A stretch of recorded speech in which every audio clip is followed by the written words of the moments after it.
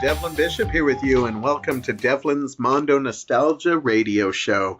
We hope you're having yourself a great week, and thank you for taking the time to press play. I hope you enjoy what I have to say this week. And I'm going to kick things off by wishing everybody a happy Pride Month.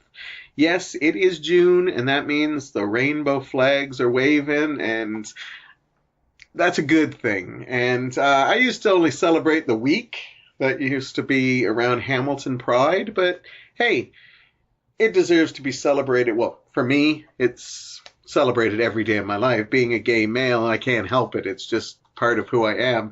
But the rest of the world celebrates it all through June, so I'm going to say happy Gay Pride Month. And I've always been a believer. Anybody who's been a regular listener knows that Pride, for me, isn't just about being gay or lesbian or trans or bisexual or pansexual or anything.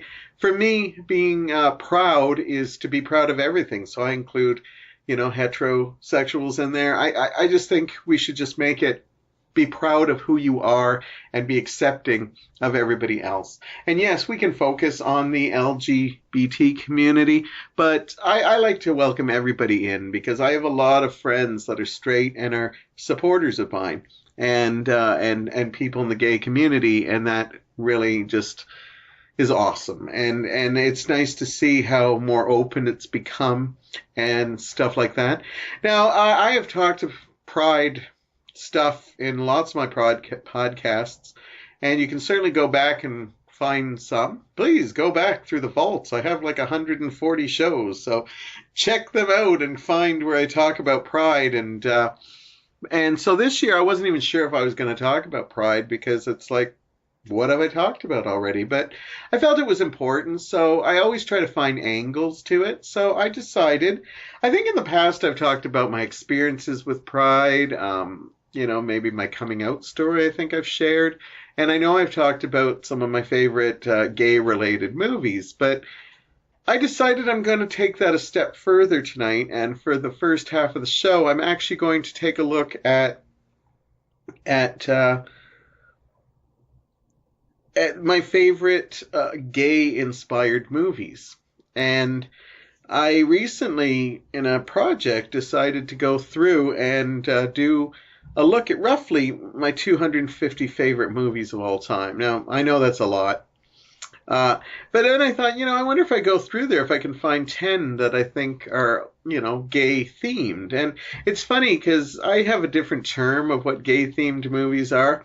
So a couple movies didn't make the list, but are definitely worth checking out for the gay community. And, I'll give a little shout out to them. Just a couple that didn't make my top 10 of my personal favorite. And this is, you can never do proper top 10s because you change all the time. 6 months from now, I might put one a little higher or one a little less or add a new one or one I've forgotten that I saw that I put in there. But I think right now where I stand, this is my top 10. But again, before we get started talking about the top 10, here's some honorable mentions that some people might not even consider gay movies or not, but I do. And we'll start with Some Like It Hot. This is, of course, the classic Billy Wilder film with Marilyn Monroe and Tony Curtis and Jack Lemmon. Now, there's really nothing gay-themed in this except that there's drag in it. But in some ways, I still consider this kind of a gay-friendly movie because I thought it was pretty daring. And even though they don't really even bring up, the gayness and stuff, except like at the very end, one of the greatest finales of any movie. And, but you know what? I still consider this a gay-friendly movie because they do play up the whole, men dressing up as women, but I still think it's a movie that should be considered. But I obviously didn't consider it enough to make it because it is in my top 50 movies of all time, but I decided, I'm going to put it as an honorable mention because it really isn't a gay-themed movie. I just think it should be. Also, I have in there Rebel Without a Cause. James Dean, Sal Mineo, Natalie Wood. This is a famous movie. It's never brought up in the movie. And, I'm not going into James Dean, who was considered to be bisexual, but there is a subtext in this story that the friendship between James Dean's character and Salminio, that Salminio is totally in love with him. And it's never said or spoken, but you can feel it. And it's almost a mutual love, even though the James Dean character is obviously with the Natalie Wood character. And I always consider this kind of a hidden gay-themed movie, but back in the day they couldn't really talk about it. So I'm going to give that a heads up that I do think it does have some things. Talented Mr. Ripley, Matt Damon, Jude Law, Gwyneth Paltrow. Again, this movie doesn't really go into gay themes too much, but a little bit. Matt Damon's character becomes so obsessed with Jude Law that there is definitely some not only emotional but physical attraction there. And when he tries to just take over his life, it's because he's so much in love with him. Fairly recent movie, Love, Simon. I love this movie a lot. I did have little problems with it here and there being too Hollywood, but I love that Hollywood kind of made a mainstream movie, and I don't think as many people saw it as should, but I'm hoping this is one of those ones that when it hits DVD and stuff that people will catch it. And I'm also going to give a shout out to Cruising. It's not the greatest film, but I always thought that this was a groundbreaking film. Now, it was controversial when it came out because this was literally the first major motion picture that was going to be released about homosexuality. But when it got closer to its release and they found out that it was about a guy who's going around killing gay people, the gay community wanted nothing of it and had people, boycott this movie. Whatever you do, boycott this movie. And they did. It wasn't a very big hit. But what I love about this movie is that the director was William Friedkin, who directed some wonderful films like The Exorcist, and I believe he also did it's slipping my mind, The French Connection, I believe. He did the first one. And I think Al Pacino was the star of this movie, and I think it was so brave of Al Pacino to play a cop who goes undercover as a homosexual to go to leather bars in order to find this serial killer. And he basically lives this life, and it starts affecting him. And it's a really controversial movie, and so it's not in my top 10, but so that's an honorable mention. The final honorable mention I have, can't even talk tonight, is The Celluloid Closet. And I didn't put this in my top 10. It's a wonderful film. It's a documentary. And what I love about it is it mixes, being gay and movies, because this tells you the history of how Hollywood has dealt with it. And it takes you right up to about the 70s, I believe. And it might even go further than that. I'm not sure. But it's a wonderful thing. It was based on a book. And this basically chronicles the history of how Hollywood has dealt with homosexuality, where it was almost played as a joke at the beginning, or it was very subtle, like in movies like Spartacus and stuff. And it's a great film, a documentary if you get a chance to see it. So definitely do. But now, drum roll, please. Here's my top 10 favorite gay-inspired movies. And if you want to see, a lot of these are very entertaining, and you do not have to be gay to enjoy them. And of course, there's lots that are kind of gay in this movie, and not a lot of maybe lesbian-inspired films. I thought about throwing Showgirls in there, but they don't really deal with that at all. And there aren't. And I have seen some wonderful lesbian movies, but these are movies that appeal to me. And as a young gay male coming out, these are movies I kind of went to. So, they might not represent trans or lesbians, but, you guys have your podcast and you can talk about those. I have definitely seen some wonderful movies, and hopefully I'll talk about them in future podcasts. So let's go. This is it. We're talking about gay pride, and we're talking about movies. Coming in at number 10 is a wonderful film called Boys in the Band. And guess what? William Friedkin is back. And William Friedkin directed this in 1970. It was based on a play. It's basically one night of a group of friends who get together to celebrate a friend's birthday. And the play was really successful, and they turned this into a motion picture. Now, this was kind of the one of the first really big movies that came out, but because it played up so flamboyantly gay, it really kind of got sidetracked to become a cult classic. I recently showed this to friends, and they actually find it to be a very entertaining movie, but some people don't like it because of the stereotypes in this. But when it comes to stereotypes, I have to admit that some of the stereotypes in the gay community are real.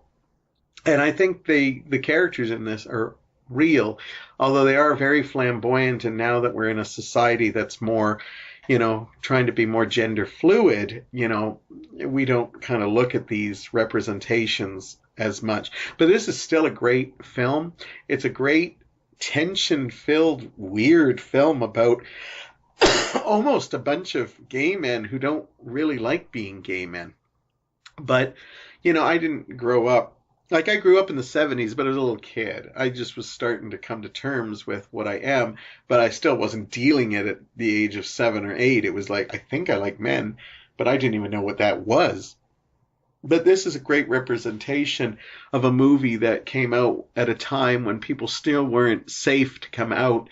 And they deal with a lot of that in the movie. It's really great. It's my number 10 film on my gay pride list, Boys in the Band.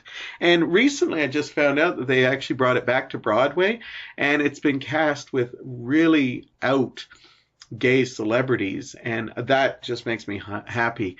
Zachary Quinto and Tuck Watkins and Charlie Carver, and I know there's another big one I'm missing, Matt Bomer, that's who I'm missing, and several others that are, and I think it's wonderful that they're doing this and it's back on Broadway. I hope it's a major success.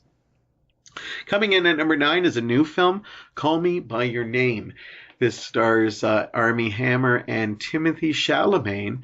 This movie was up for Best Picture last year, and Timothée Chalamet, who's very young, I think he's only about 21 or something like that, actually got a Best Actor nod, and his name was with some really big people. He didn't win it, but I am glad that I believe the screenplay won the award for Best Original Screenplay or Adapted from a Book. I can't remember. I think it won one of those, and deservedly so. This is a really great movie.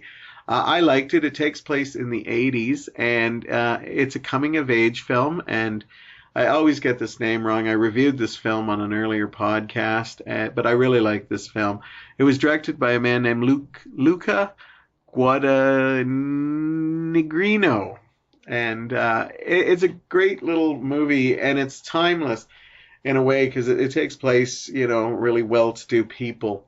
But what I love about this is I've seen movies of, in fact, we got one coming up later in here, that basically is about, underprivileged people. So it's nice to see that this is a coming age story, and this kid is privileged out the wazoo. And, one day his father brings in an apprentice for the summer to help him out with some antiques and searching for relics and stuff like that. And they actually get this friendship, this 30-year-old man and this 17-year-old boy. And this is a wonderful film in so many ways. Timothée Chalamet deserved the Oscar nomination. He captures that whole thing. And what I love about this movie, he captures that whole feeling of what it's like to know that you have feelings for the same sex. But it's never really 100% implied if he is just gay or if he's bisexual. Like, he's seen with a girl in this as well. And I love how they play it, that he's just kind of experimenting, but he's just enjoying life. And it's really great. I've seen Armie Hammer in a lot of things, but this is one of his best performances. And they deal with it pretty well, because this is a topic that could have been taken in a very, kind of like a child molestation thing, because he's underage. I know 17 really isn't underage, but legally it is. And maybe not in Europe where this takes place, but it's a really touching film. There's this lovely speech that his father gives that is just worth the price of admission, because the family almost encourages this relationship because they see how intense it is. And the father makes a beautiful speech about how he doesn't realize how lucky he is to have met someone like this. And even if it doesn't last, and I won't say if it does or not, it changes your life. And I really love this movie. It's not for the weak of heart, but if you like love stories or coming of age stories, give it a try. It's a good movie, but you will be shocked a bit. Wasn't sure if I should include this movie, but I love this movie.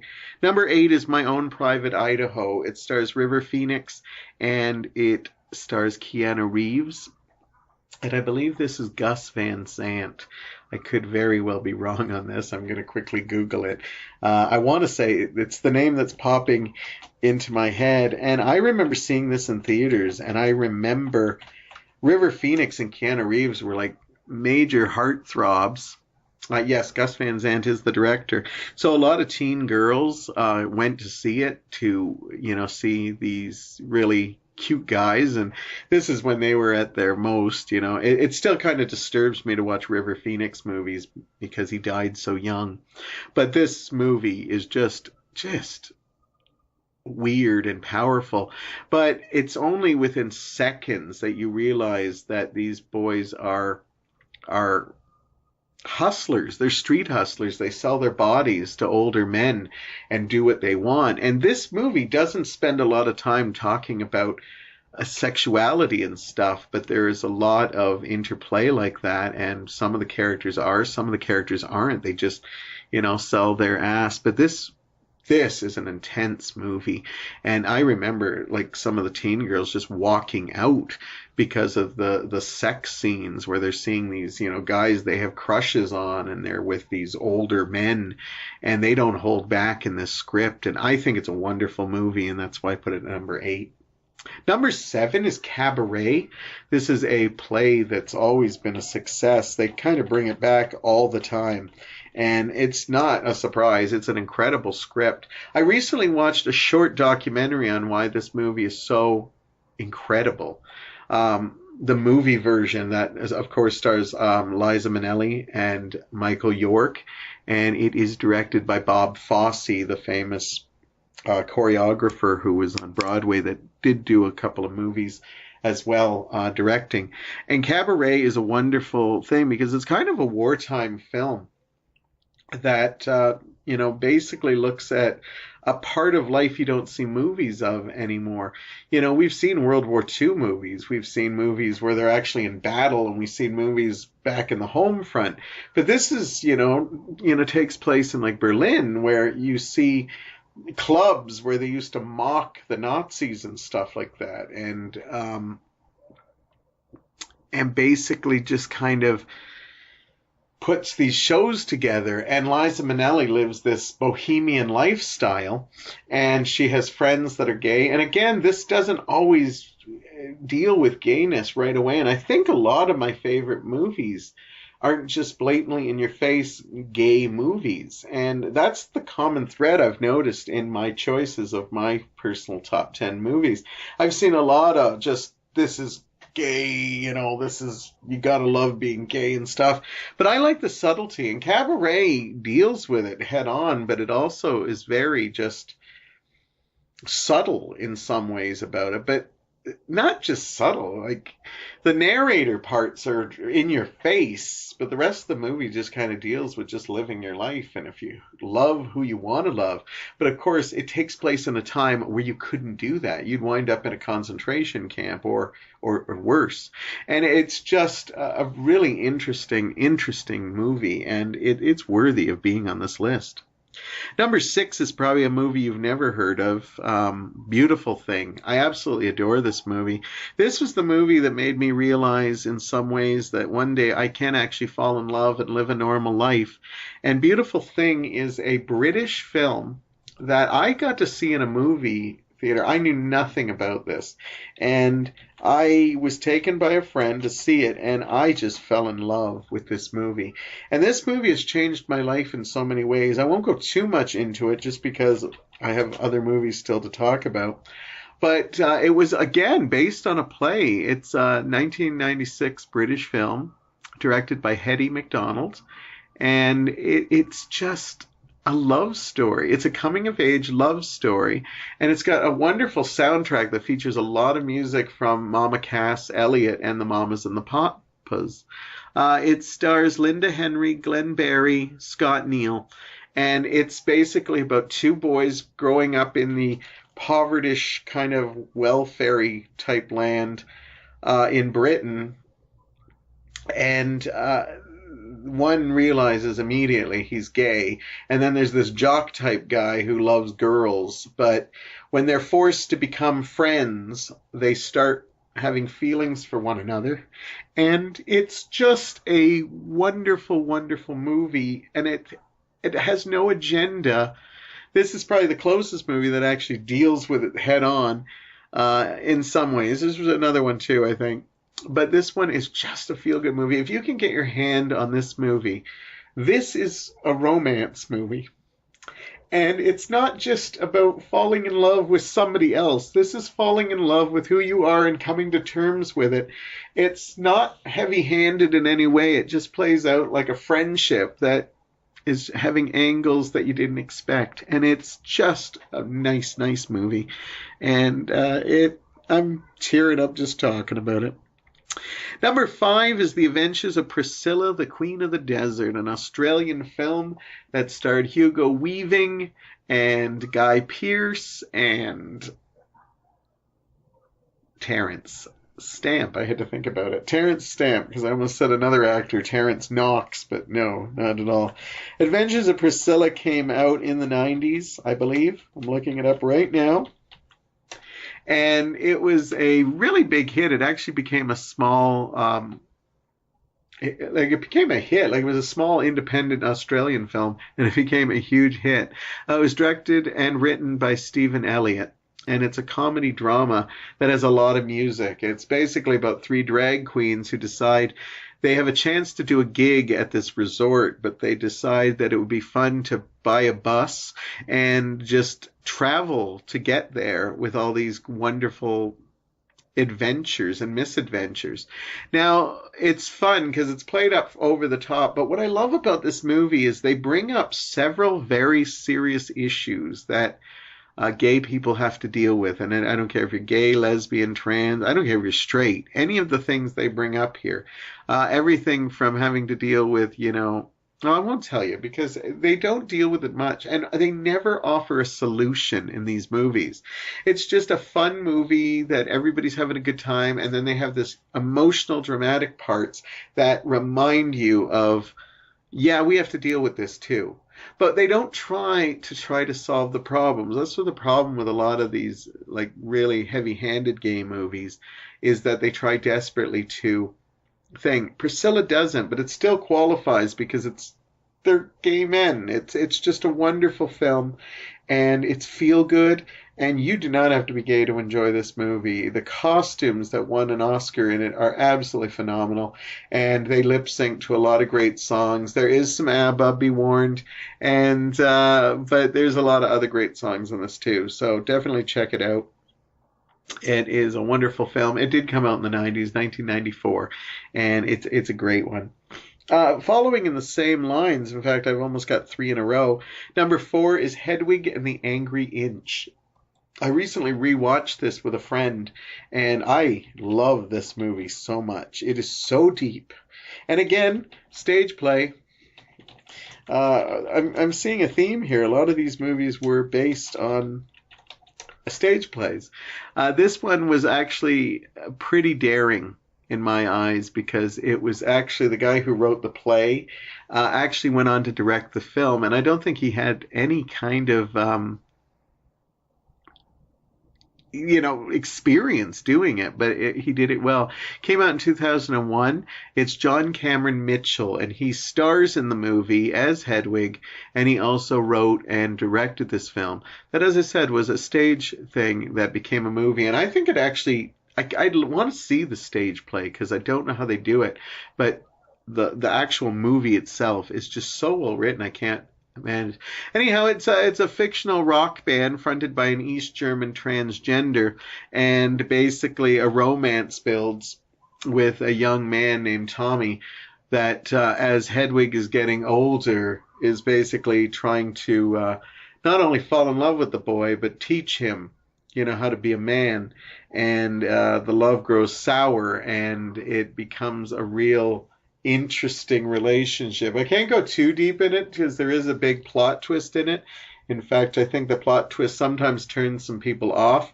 It's definitely a plot twist that you have to rewatch a couple of times before you either decide if you love it or hate it. I absolutely love it. It's one of my favorite films. This is a cult classic, but I don't even know if you can call it a cult classic anymore because this came back to Broadway after the movie was a success, and I think it's run on Broadway for a long time with a lot of actors playing in it. But certainly do the movie a turn if you get a chance, because this is a wonderful film, and the soundtrack is incredible. The songs written for this movie and this rock band are absolutely wonderful, absolutely wonderful. Origin of Love is one of the standouts, and there's a lot of good standout songs in this. Coming in at number 3 is a movie that I don't think people even consider to be a gay movie, but I do. It's Victor Victoria, directed by Blake Edwards, the man who gave us movies like The Pink Panther and stuff like that. A really big filmmaker. He made Victor Victoria, and this is the story of Julie Andrews, and it also stars James Garner and, oh my God, I gotta remember his name. I love the man. He's my favorite part of the movie, and I can't think of his name. Robert Preston, there you go. And this is a movie about, it takes place in the Depression, and it is a movie about a woman who is trying to make ends meet, and she wants to do she's ready to do just about anything to make money. And she's a wonderful singer, but nobody will hire her because she has no credentials. And back then, because times were so tight, they needed to fill bars and hotels that were having singers with people who were a thing. So her gay friend, and that's not the only gay part. He's got a subtitle, but his character of Toddy is just so magical in this. But he comes up with this crazy idea to dress Julie Andrews as a man, and then the man is going to be a famous drag female impersonator. So the reason he's going to be so great at being a female impersonator because he's actually a female, but he wants to fool the rich people and the socialites that he's actually a guy. And it's a wonderfully wicked turn, but what makes it worse is an American gangster comes to town, and he totally falls for her and doesn't necessarily believe that he could have feelings for this person because he's a very straight male. And when he sees Victoria for the first time, he's in love. And then when he finds out it's a female impersonator, he kind of gets ribbed by his closest friends because it's like, oh, you were turned on by a man. But James Garner is like, no, I think this is a woman because I'm not attracted to a man. Some people probably don't think of this as a gay-friendly movie. I actually do, because it actually celebrates gayness. But as the story comes through, absolutely 100% celebrates gayness. Getting closer to the top, number 2 is Brokeback Mountain. And I actually thought this was going to be number 1, but I did give the heads up to another movie that doesn't really deal too much with gayness, but the whole movie is, but we'll get to talking about that one in a minute. Brokeback Mountain is one of the greatest love movies I've ever seen. And when people tell me, oh, I like movies like, Titanic or The Notebook, and I love them too. Well, I don't like love Titanic. I love The Notebook. I mildly like Titanic, but not for the love story. Brokeback Mountain is a beautiful love story about 2 straight men who are basically stuck together for the whole summer and decide to share a romance. And to me, this movie is just phenomenal because it breaks ground in ways to show a relationship that is just so powerful, and how friendship can suddenly turn into love and it breaks borders that, I'm a straight male, but I'm attracted to you. And I think that's the importance of this.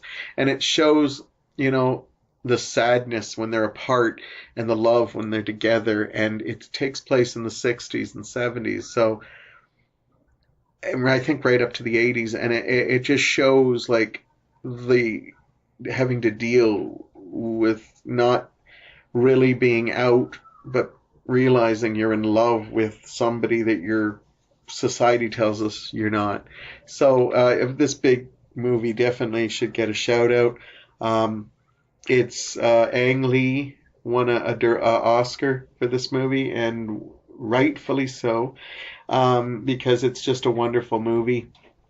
And quite frankly, I think you should check it out. Of course, the leads are Heath Ledger and Jake Gyllenhaal, who both were nominated for Oscars for this movie. Neither of them won, but I think they should have, because it's such a powerful movie. And it didn't win Best Picture. It was beat out by Crash, and a lot of older Hollywood said that they wouldn't vote for it or even see it. And it's sad because it is such a wonderful movie.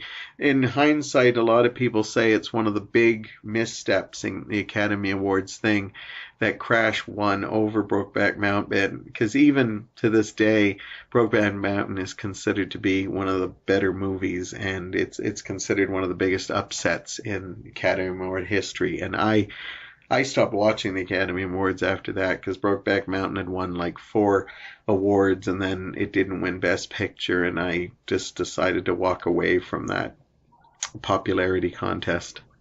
Finally, my number 1 movie is Rocky Horror Picture Show. Shouldn't come as a big surprise. Again, Broadway, off-Broadway musical that was turned into a musical and then made into a movie.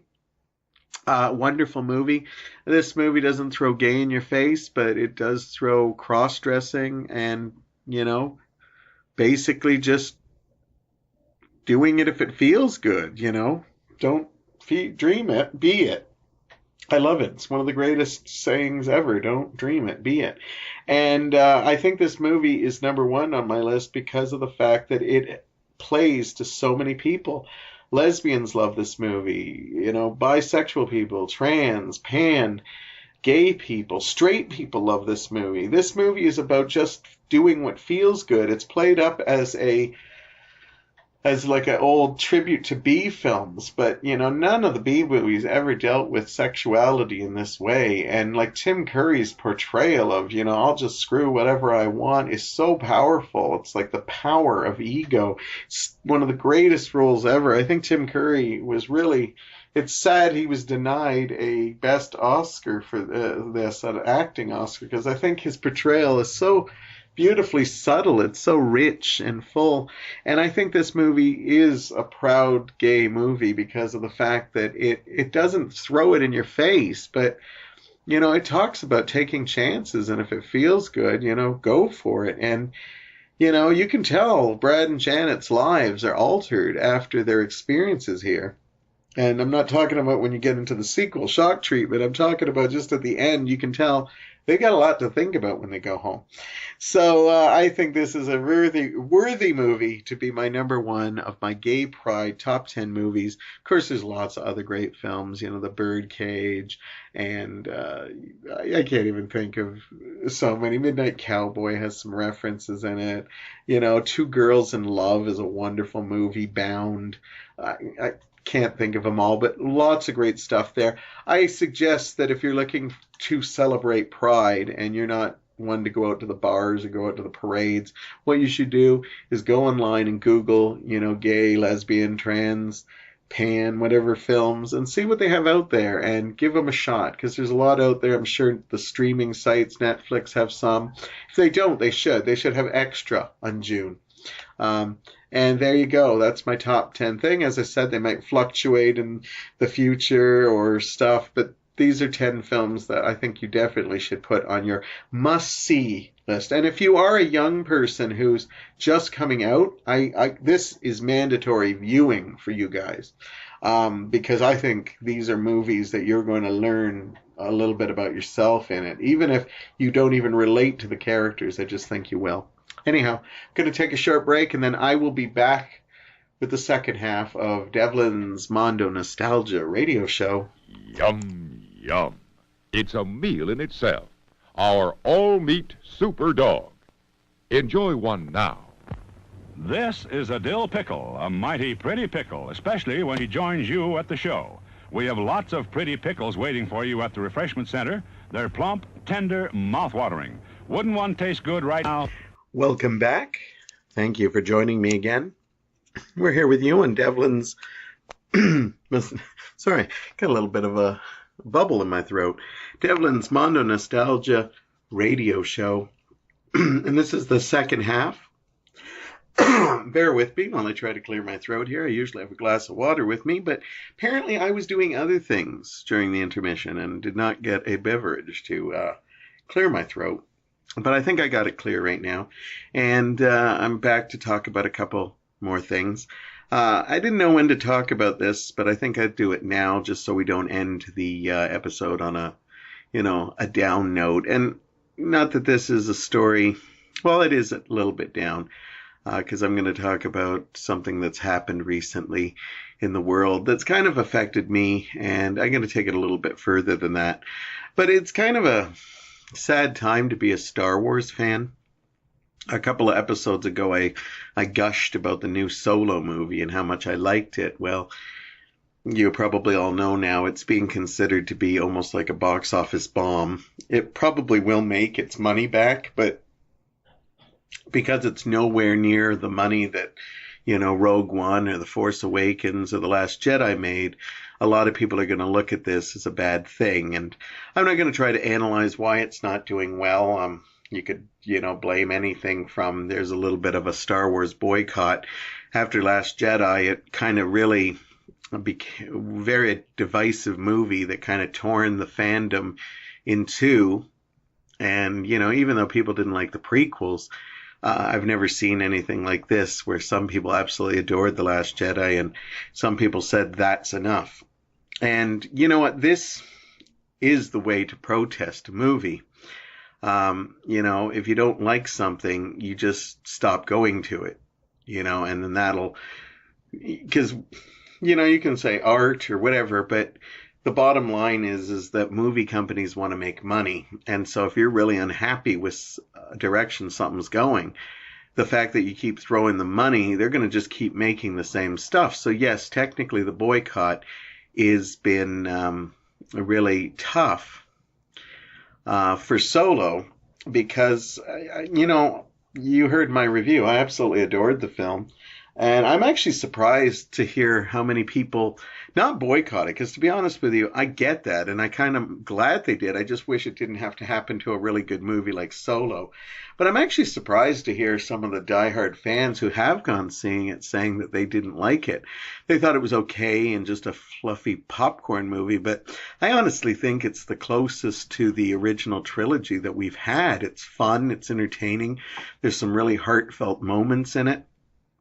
And I don't think most Disney movies have, Disney Star Wars movies have come close to that. I love The Force Awakens, but even they handled it a little heavy-handed. And although I wasn't the biggest fan of Rogue One and Last Jedi, I actually thought Solo came close to catching the essence of it in so many ways. And it saddens me to see so many people that didn't like it. And then there was news that came out this week that really saddened me. As I said, a lot of fans really didn't like Last Jedi. One of the many reasons where it was the character of Rose Tico. Now, I have nothing against the Rose Tico character, but I didn't like what they did for her character in the story. I've spoke about it, so I'm not going to go into detail. But I didn't like how they portrayed it. But in no way does I think it affects the actress Kelly Marie Tran. But the sad part is, apparently, since The Last Jedi's come out and has, a lot of fans angry, the actress Kelly Marie Tran recently actually got rid of her Instagram and her social media because of the amount of hate she was getting. And she couldn't take it anymore and decided to close it down. And this really saddens me. Because as a Star Wars fan, even something like the prequels, where a lot of people didn't like them, uh, you know, it was never as divisive as it is since The Last Jedi came out. And no person, I don't care who you are, should be felt that, saying all this horrible stuff. Because Kelly Marie Tran, she had an opportunity to be in a Star Wars movie. And think of the amount of people who just love to be in a Star Wars film. And Rian Johnson believed in her, and she followed her script. It's not like she wrote this story. So I don't know why people are putting the hate on her, because she is just doing what she's told. I don't even think you should go after Rian Johnson. I hated The Last Jedi, but he made his decisions. Lots of people did like it. So I think it's ridiculous to just go after them. I also have to say that, I've been reading a lot of articles about the dark side of Star Wars fandom and stuff like that, and that it's horrible that this woman had to give up her social media because she was being harassed. And I totally agree with all of that. But this isn't the first time this has happened. Jake Lloyd, who played Anakin Skywalker in the first part one, Phantom Menace, played the young Darth Vader, or future Darth Vader. And that kid apparently was traumatized by a lot of fans throughout the years, which led him to a lot of drug problems and a lot of not getting roles. And, his life was practically destroyed because of it. So the fact that the media is making so much hype, like, boy, we've seen Star Wars fans are strong, but this is the first time they've been blatantly going after one person, and that is not true.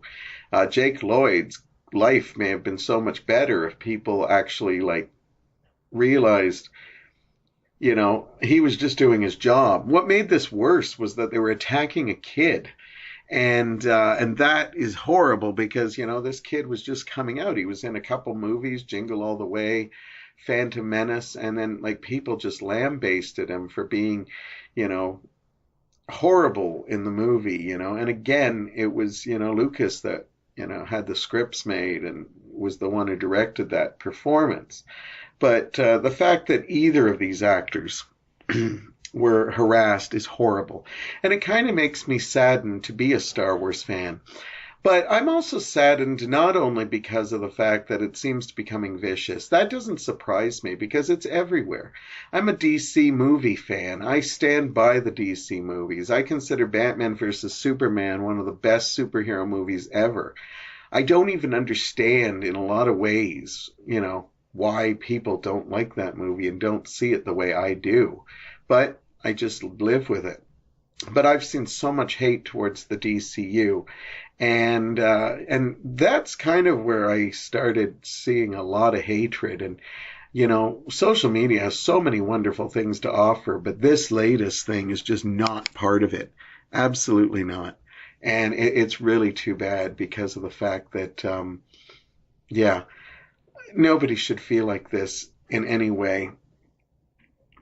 And so when I see all this, but my problem with it is that, I like that they're taking chances with Star Wars and stuff like that, but at the same time, I feel like maybe I'm getting to that age where I just know what I like, and I think I am open to new things because I'm kind of getting fatigue for the blockbuster movies. That's why, last year and the year before, I've been actually trying to hunt out smaller films because that's where you see the real difference in art and stuff like that in movies. But, when I hear, I thought Rogue One was okay. I didn't think it was a masterpiece by any means. And Last Jedi totally, I'm not going to be oh my God, it ruined my childhood, because it never will.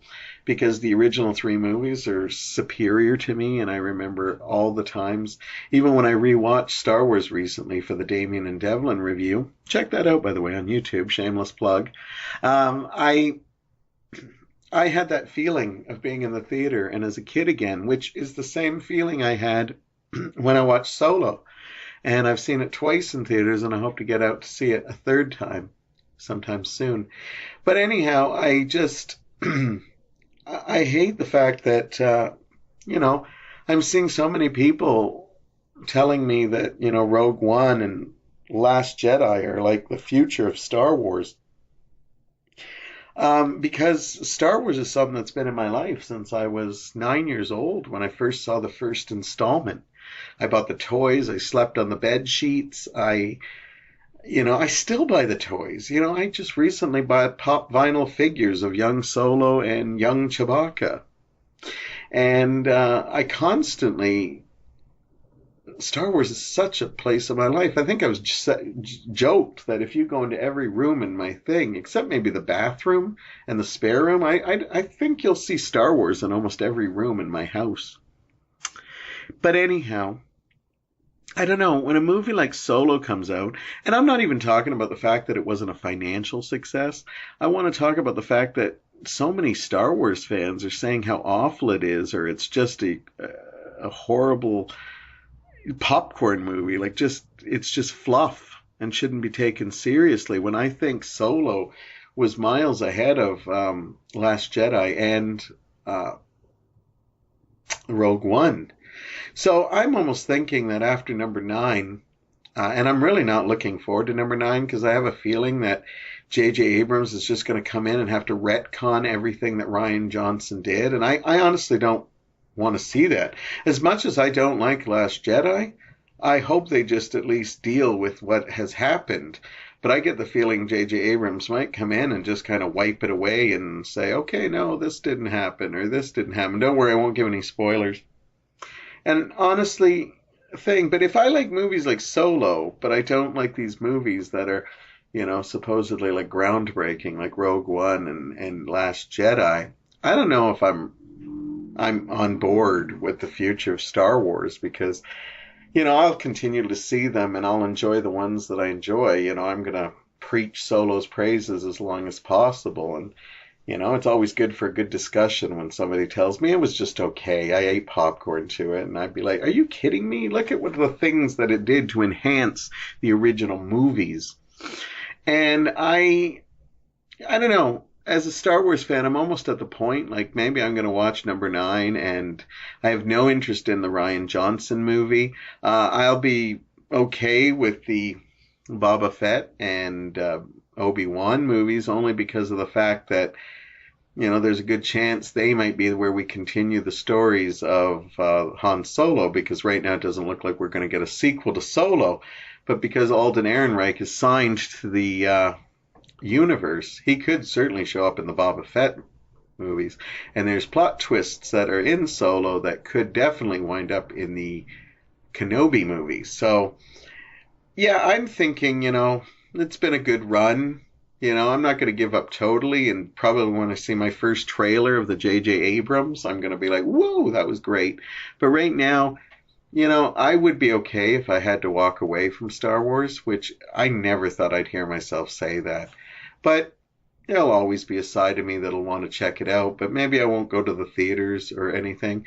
Because if people tell me Solo is just average, I'm missing something, because I thought Solo was an amazing film. It's still in theaters. I hope you give it a chance. That's the problem I find now, is that too many people go on Rotten Tomatoes, or they watch all these reviews on YouTube. And hey, I'm a movie reviewer. I get it. But most people will still go to the theater to make their own judgment. In fact, I promote that.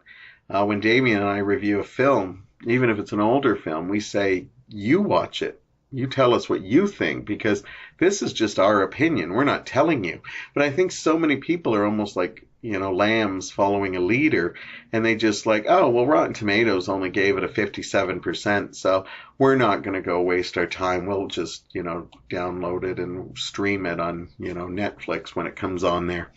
And I think it's too bad, because I think, places like in Europe and stuff, I think they still go and check it out for themselves.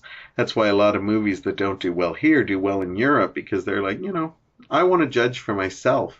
And I think people should. But right now, it's kind of sad for me saying that Star Wars is maybe something I might become a passing fancy for me. But I will give 9 a chance, and I just hope they don't retcon all the stuff that Rian Johnson thought was groundbreaking in the original. All right, I'm done talking Star Wars. Anyhow, I want to talk about something I did the other day that I really loved, and I felt like talking about it. I've talked about dancing in the past and how much I love it, and how I didn't dance for a good part of my early part of life. And then when I finally found dancing, I couldn't give it up, and I dance any chance I get.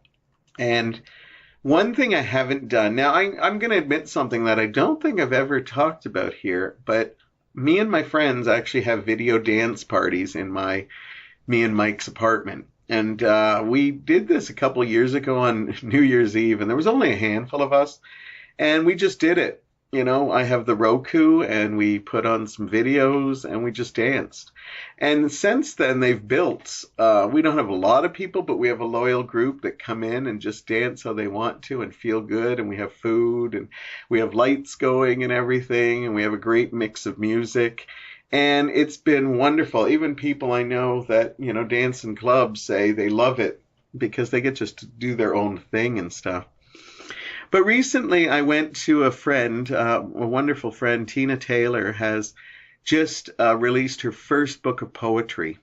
And yeah, I'm not going to talk too much about that, but I'm very proud of her. And I don't know, I should actually ask her onto the show. I don't know if we've had too many poets on the show. I've had some lyricists and some musicians that write music.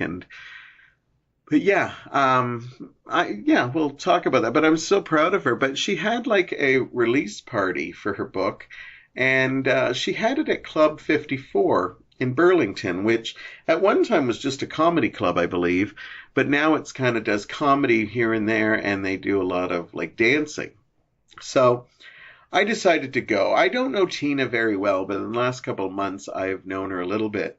And so I decided, let's go. You know, I want to support her. You know, I'm very proud of her. It was a brave poetry book. And and so I went to the Club 54. I didn't know what to expect. I was with my friend Gary Reed, and I had a really good night. But it was very surreal because I hadn't been in a nightclub probably for over close to maybe 10 years, I would say. And I think the last time I went... No, actually, I did go a couple of years ago when I was up for the Hamilton Arts Award. I went and they had a night at a club, and I only stayed a little bit because I didn't really enjoy the music, and I danced a little bit, but it wasn't very good. And it kind of just weaned me away from nightclubs. But before that, I think me and my friend Alexandra went to dance at a gay club here called the Embassy, which is sadly no longer. And we had a great time shaking her ass. The music still at that point was getting to a point where it's like I knew a few songs, or they'd play weird versions of other songs. And sometimes I like a nice remix. Other times it's like, oh, this kills the song so much. But honestly, when I'm dancing, it don't matter. They could play, you know, a pot with, you know, some like wooden spoons on it, and I'd be dancing. But anyway, so it was neat going to a nightclub. So they did the comedy, and I won't even talk about the comedy because it was such a short part of the night, and that's a whole review of itself. So I will talk about that later. And then I after that, they literally, you know, had one comic, and then the host came back out and said, well, there's your evening. And then they just got rid of the chairs. We all moved to couches, and then they just, you know, pumped in this, you know, you know, that kind of music. And suddenly it was a dance club, and we decided to stick around because food was still coming. Now, it doesn't matter. As I said, I didn't love the music. I liked, every once in a while, there was a song I loved and I had to dance to. But I really realized that my days of, as I said, there was a time when I didn't dance. I used to worry about people looking at me. And anybody who knows me dancing knows that now I will just dance. I don't care who's looking. I like put my arms up over my head. I do weird moves that I might have seen in a music video or a musical. And I just feel it, and I just have fun with it. So we had a couple people that I didn't know going up to dance, and I was like, oh, I really want to dance, but I don't like to be that lone guy dancing by himself, especially in a nightclub. You know, here I don't care. In my own apartment I can do that. But anyhow, they were eating, and the music was coming on, and there was a song I really liked. I believe it was a Rihanna song, We Found Love in a something place. I can't remember it. We found love in a hopeless place. It could be hopeless, something like that. Anyhow, it was a great song. It was pounding, and I could see I was on the couch and I'm moving, and I'm like, yeah, I can't just sit in the sidelines anymore. I can't believe there was a time that I couldn't dance. So anyhow, my friend Gary was with me, and he said, you look like you want to get up and dance. And I go, yeah, I do, but I'm waiting for some of the women I knew to go up and dance, but it looked like they weren't really going to do it. And Gary said, well, after I finish my chicken wings, we'll go up and dance. And I loved that this was a real straight club, like real straight. It was like a meat factory, like, you could tell the guys and the girls that were looking to, dance, but also looking to get laid. So I love that Gary was not even hesitant to take me up dancing. And Gary is a very heterosexual male, but he's also, what makes him so sexy in so many ways is that he is so in tune with his sexuality that he had no problem going up and dancing with me. So finally he finished his chicken wings. We went up and danced. And we actually tried, they have these cages at Club 54, and he said, let's go up to the cage and dance. And I was like, yeah, I've never danced in a cage. And when we went to the door, they actually had a sign that said women only. And Gary could tell he was upset, but he was, I think, more upset because he knew it was something I wanted to do. And it really bothered me that it's 2018 and you can't do that. And Gary mentioned there could be something where, maybe girls go up there because they don't want to be grinded on with guys. And I said, that's might be it, but at the same time, I don't think that's a great excuse, because I was watching it, because before I hit up the dance floor, I was watching it. And yeah, there are a lot of sleazy guys that are trying to just kind of suddenly be dancing with you and maybe touching body parts to places you don't want to. But honestly, there were a lot of women doing the same thing to single guys there too. And the single guys, don't mind it as much, but you could tell a couple of times they were a little, distracted by it, or just a little, why is this happening kind of thing. So I think it went both ways, and I think we forget that sometimes. And if we're going to do this, we shouldn't. But anyhow, we decided to hit the dance floor, and they had this big, like, Saturday Night Fever light-up dance floor. And Gary and I were like, okay, we're going to make our move to it. But it was very full, and we eventually got up there. Gary and I took the big leap, and we started dancing. And you know what? Gary and I were there were older people there, but we were probably up in the older people. Like, he's, like, in his late 40s. I'm 50.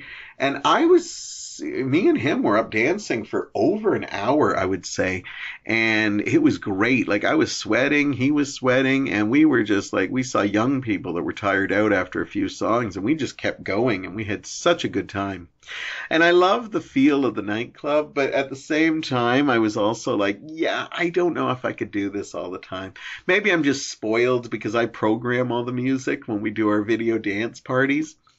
But I danced to a lot of songs that were pretty generic, and I'm not trying to be an old fuddy-duddy like, oh, music when my time was much better. Because anybody who knows me, I listen to a lot of new stuff as well as old stuff now. A lot of it just felt cold and heartless, and I admit most of them were remix tracks, so maybe if I heard the original, I'd actually like them. I think I knew a little bit more songs than Gary did, but they did play a 90s set, and we were loving that, Anytime they play One More Time and I'm on the dance floor, that's when I'm almost like in heaven. That would be heaven to me. And being there with somebody I care about so deeply like Gary, like, I love the man so much. He's been on the show many times, that. Anyhow, I had a great time, but after a while, the thumping, the do like the same beat over and over, it was getting a little monotonous, and then we were ready to go anyhow.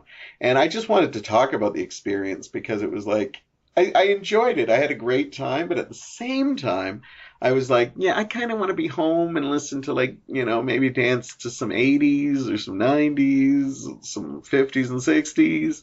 I like a nice variety, and when you're getting just the same Latin beats all the time, and like house, and I wish there was more house. I don't think there was any house. It was more like, more of a throbbing beat than that. But anyhow, I had a great time, and it brought me back to the times that I used to go to the clubs, where I used to absolutely adore just unwinding, or the first couple times where I just finally said, fuck it. I don't care if I look stupid. I would rather look stupid than be the person just sitting there watching everybody having a good time. And now, I have a couple rules when I hit the dance floor. First, I don't make fun of anyone who's on the dance floor. If they're doing a move that's kind of ridiculous or crazy, I don't care. They're up doing it, thing. And then I actually don't, I feel bad for the people that you can see kind of want to be up there, but because of shyness or their insecurities, they just can't. I almost want to go up to them and take their hand and take them, of course, in a straight bar like that. I would have probably got my face punched in. But I'm just saying that, there are many times, ladies and men are just sitting there, and you can tell they kind of want to be up. You can tell their bodies moving to the music. And I just want to take them and say, you know what? Life's too short. Get up and dance. Even if somebody thinks that you're dancing ridiculous, they're going to forget it in a minute. And look at them. They're probably dancing more ridiculous than you. But the truth of the matter is you're the one whose heart's pumping and stuff, and it's just a wonderful feeling. And I don't know if I'll be going to nightclubs. That was just a rare case. As much as I hate going to weddings, at least they usually play a variety of music that you can get up and, hey, summer of '69, I can dance to this. So it's my night clubbing days, I think, are over, but that doesn't say if somebody invited me, hey, you want to go night clubbing? I might try to talk myself out of it, but if I haven't danced in a while, I probably will say, you know what? Sure, why not? It's a night. And I had a great time, and I thank all my partners, but especially Gary, who, was there dancing with me the whole night, in this blatantly straight bar. There was a couple of, lesbian couples. I think there was a couple of gay couples, but you could tell that it was more triggered to it. And anybody that works at Club 54 listening to this, I doubt it, but if it is, it's 2018. Open up those cages to anybody. If you don't want them, they had 2 sets of cages. Have one for the boys, have one for the girls. If it really is, to give the girls a more quiet place to dance. Come on. It's like a meat market. You're up in the cage. I want to dance in a cage, damn it. This is a new dream of my life. I didn't think I had this, but dreams are out there, boys and girls. And I want to dance in a cage. I've danced on risers at gay clubs. I've danced on, after last night, I danced on multi-technical dance floors, which I really have to talk to Mike, because I think we could have actually built one of those for it. I don't know where the hell we'd keep it when we're not doing the dance party, but we'll look into it. Anyhow, that's my show for tonight. If you listen to this and I got you inspired, either stay home, check out some of those Pride movies I mentioned to you, or go out night clubbing. Whatever the case is, I hope you have a great night. And I will see you here next week on Devlin's Mondo Nostalgia Radio Show. Have a great night. See you next time.